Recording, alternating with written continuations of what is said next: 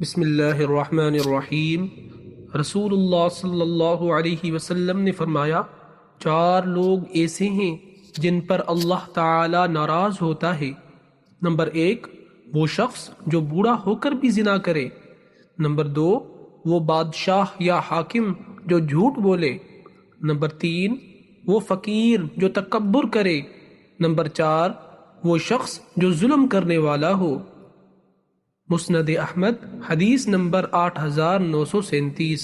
حضرت اسامہ بن زید سے مروی ہے، رسول اللہ صلی اللہ علیہ وسلم نے فرمایا، قیامت کے دن ایک آدمی کو لایا جائے گا، اس کی آنتیں نکل کر جہنم میں گھوم رہی ہوں گی۔ وہ نیکی کا حکم دیتا تھا اور خود عمل نہیں کرتا تھا۔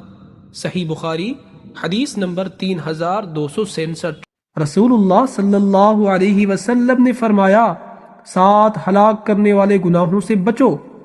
صحابہ اکرام نے پوچھا، وہ کون سے ہیں؟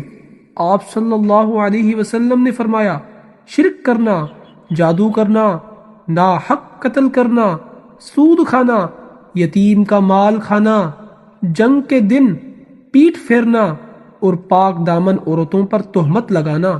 صحیح بخاری حدیث نمبر 2766۔